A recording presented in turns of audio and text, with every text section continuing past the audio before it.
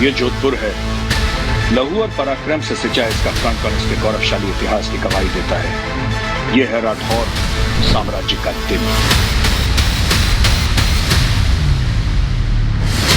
यहां मिलेंगे Indian army की 340 इंडिपेंडेंट मैक ब्रिगेड से और उनकी जबानी सुनेंगे बोगरा की लड़ाई की कहानी, जहां पे 1971 में इस ब्रिगेड ने पाकिस्तानी फौज को घुटने टेकने पर मजबूर कर दिया था।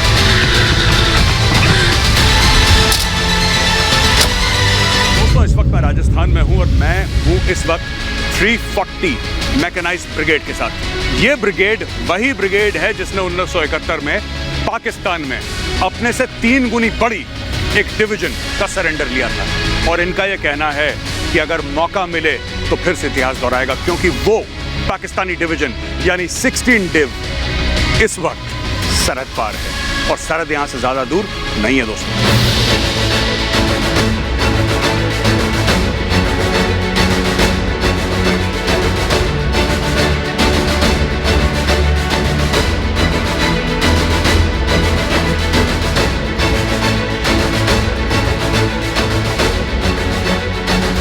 भारत ने 4 बड़ी जंगें लड़ी हैं पाकिस्तान के साथ और हर जंग में पाकिस्तान को शिकस्त दी है, लेकिन 1971 जैसी जंग न हुई न शायद कभी होगी। It was a clear cut victory. और आज हम एक ऐसे शख्स के साथ बातचीत आपकी करवाने वाले हैं, आपका तारुफ करवाने वाले हैं, जिनकी ब्रिगेड ने जबरदस्त काम करा था ईस्ट पाकिस्तान में, जो बाद में चल के बांग्लादेश बना।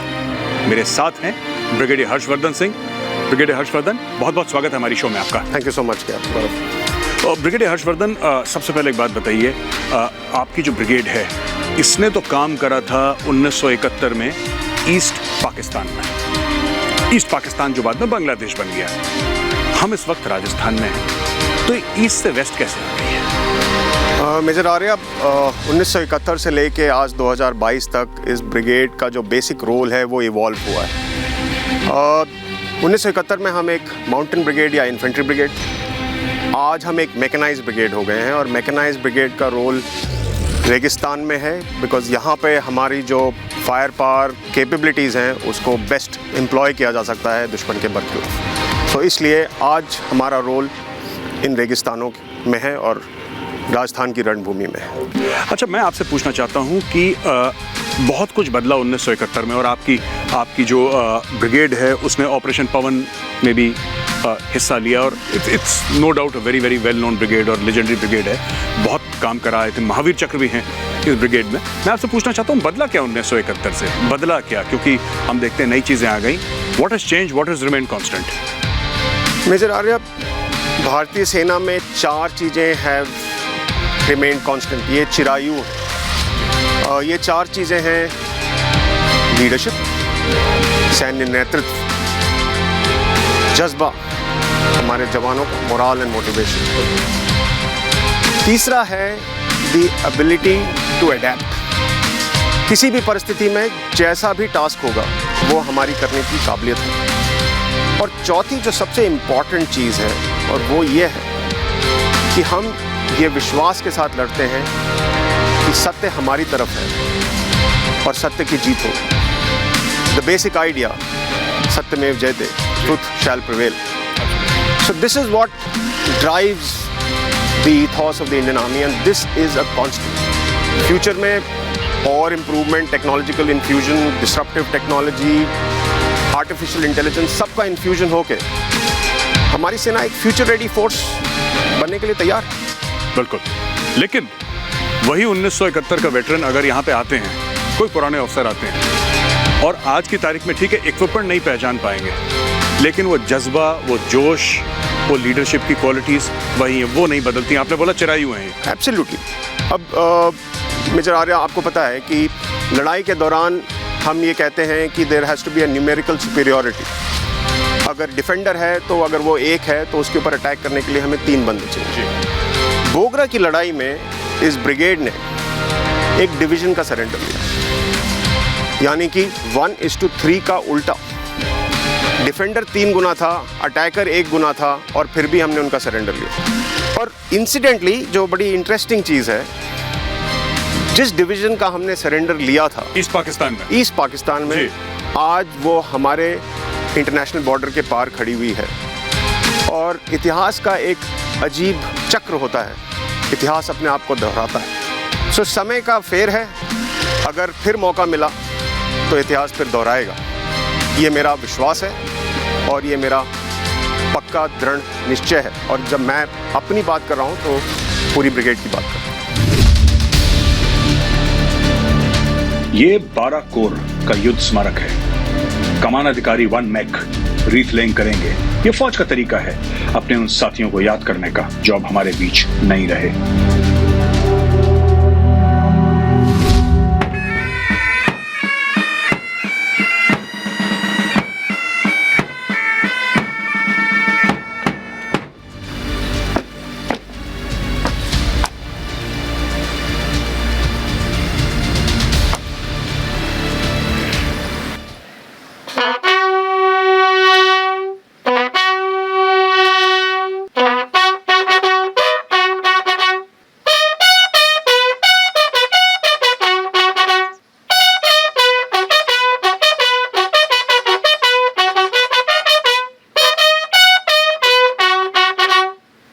क्या हार में क्या जीत में किंचित नहीं भयभीत में, संघर्ष पथ पर जो भी मिले ये भी सही वो भी सही, वरदान मांगूंगा नहीं। ये हार एक विराम है, जीवन एक महासंग्राम है, वरदान मांगूंगा नहीं। दोस्तों, इस वक्त हम 340 मैक ब्रिगेड के हेडक्वार्टर्स में हैं और यहाँ पे कमांडर साहब जो हैं ब्रिगेडियर हर्षवर्धन सिंह, वो हमें बताएंगे कि बैटल ऑफ बोगरा जो कि 1971 में हुई थी, बड़ी ज़बरदस्त लड़ाई हुई थी बैटल ऑफ बोगरा, वो पाकिस्तानी फोर्सेस के साथ जो लड़ाई हुई थी उसका क्या निष्कर्ष निकला। और 340 ब्रिगेड जो उस ज़माने में इन्फेंट्री ब्रिगेड हुआ करती थी, अब मैकेनाइज्ड है, उसने क्या काम करा, क्या ज़बरदस्त किस्म का काम करा। ब्रिगेडियर साहब ये बताइए, ये आपने फ्लैग्स लगा रखे हैं, ये फ्लैग्स का क्या मतलब है? मैं देख रहा हूँ सारे के सारे उल्टे फ्लैग्स लगे हुए हैं, इसका मतलब क्या है और ये क्या इंसिग्निया है, किसके फ्लैग्स हैं, किसके झंडे हैं ये? जो आप फ्लैग देख रहे हैं, और आपने सही पहचाना कि ये उल्टे टंगे हुए हैं, बिकॉज ये कैप्चर्ड फ्लैग्स हैं, डिफीटेड एनिमी के फ्लैग्स हैं जी। सो ये 32 बलूच का फ्लैग है जी, जो कि बोगरा में कैप्चर किया गया। तो ये मुजाहिद बटालियन का फ्लैग है, ये भी उल्टा टंगा हुआ है जी। इस प्रकार तकरीबन 5 यूनिटें थी वहाँ पे जिन्होंने सरेंडर किया था एक साथ 205 ब्रिगेड के साथ। ये जो आप वॉल देख रहे हैं, ये है बैटल ऑफ बोगरा की वॉल ऑफ फेम। यहाँ पे आप देख सकते हैं कि जिन यूनिट्स ने ब्रिगेड के साथ पार्टिसिपेट किया था उनके भी नाम हैं। तो 69 armoured regiment, 6 guards, 511 GR, 25 GR और 4 Madras. GR is Gorkha rifles, just for our viewers जी। ये आप फोटो देखेंगे तो ये मेजर नसीर हुसैन शाह हैं जो कि सरेंडर कर रहे हैं GOC 20 डिव को, मेजर जनरल लक्ष्मण सिंह लहल वीर चक्र को। 16 दिसंबर की सुबह तकरीबन 9:30 बजे ये सेरेमनी हुई थी। सो अगर आप देखें तो हमारा बैटल शुरू हुआ था बैटल ऑफ पीरगंज से 7 दिसंबर को, 7 से लेकर 8 दिसंबर 1971। करेक्ट। पीरगंज जी, गोविंदगंज, फिर उसके बाद इच्छामती और फाइनली बैटल ऑफ बोगरा। तो तकरीबन 7 से 16 दिसंबर के बीच में, यानी कि 9 दिन में इस ब्रिगेड ने 130 किलोमीटर का फासला तय करते हुए 4 से 5 जगहों को कैप्चर किया। इस सरेंडर में तकरीबन 54 ऑफिसर, 56 JCO और 1700 अदर रैंक्स ने सरेंडर किया। और जब आप वॉर डायरी पढ़ते हैं पुराने ज़माने की, तो 1971 में उसमें जनरल लहल ने सरेंडर लेने के बाद जो पाकिस्तानी 16 इन्फेंट्री डिव के जनरल साहब थे उनको बोला कि you will act as my staff officer and report to me every day. And the Pakistani general said yes sir. ये वॉर डायरी में लिखा हुआ है and that is how it is. इसके अलावा हमारे पास चंद एक और फ्लैग्स हैं जो मैं आपको दिखा सकता हूँ। ये एक फ्लैग स्पेशली माने रखता है बिकॉज ये एक आर्मर्ड रेजिमेंट का फ्लैग है। जी जी। 29 कैवलरी का एक स्क्वाड्रन बोगरा में था और उन्होंने भी सरेंडर किया था। सो ये एक आर्मर्ड रेजिमेंट का फ्लैग है और ये भी आप देखें कि इस समय उल्टा टंगा हुआ है। सो इस तरह बैटल ऑफ बोगरा एक बहुत ही यूनिक बैटल है क्योंकि ये एक ऐसी बैटल है जो कि 2 दिन चली और 2 दिन के अंदर हमने 1700 लोगों का सरेंडर लिया। मतलब बड़ी फास्ट, ये दिन रात सोना वोना रेस्ट वेस्ट कोई concept, they just went on relentlessly. Absolutely. Thank you very much, बहुत बहुत धन्यवाद ब्रिगेडियर हर्षवर्धन सिंह आपका, बहुत अच्छा लगा आपसे बात करके, बहुत बहुत धन्यवाद। दोस्तों थैंक यू। कमांडर साहब के साथ हमने बात करी, कमांडर साहब ने कई सारी चीज़ें बताई, पर एक बात ध्यान रखिएगा, एंड में हमने बैटल ऑफ बोगरा के बारे में बात करी, पाकिस्तानी आर्मी ऑफिसर्स जो बिल्कुल ऐसे तैयार थे कि जैसे लड़ाई नहीं किसी पार्टी में जा रहे होंगे, वो सब। लेकिन कमांडर साहब ने एक बात बताई, the leader and the led, जो सामने से अफसर लीड कर रहा है और पीछे से जवान आ रहे हैं, अगर तालमेल में फर्क होता है, जिस फौज में तालमेल में फर्क हुआ वो फौज हार जाती है। आइए 340 ब्रिगेड का एक और पहलू, एक और रुख हम आपको दिखाते हैं। भारतीय सेना के दो ही काम हैं, युद्ध या फिर युद्ध की तैयारी। आप इसको एक तलवार समझिए जिसको रोज धार दी जाती है कि जब वो तलवार चले उस समय दुश्मन के पास सिर्फ एक ही विकल्प है, अपने घुटने टेक देना। जय हिंद दोस्तों, इस वक्त हम जोधपुर में हैं, 12 कोर के एरिया में। मेरे साथ हैं lieutenant general Rakesh Kapoor VSM, जो कि GOC हैं 12 कोर के। मेरे लिए बड़े सौभाग्य की बात है सर, बहुत बहुत स्वागत है हमारी शो में आपका। Thank you Gaurav, thank you बहुत बहुत। बोगरा ब्रिगेड वो किस तरीके से तैयार हो रही है अपने ऑप रोल के लिए सर?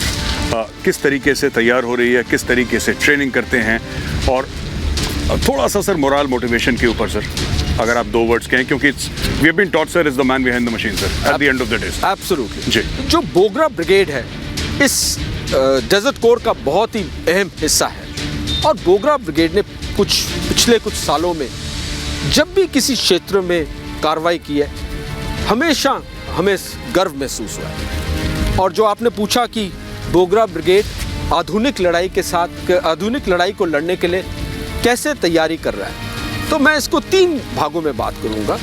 तो इनको मैं 3 T's में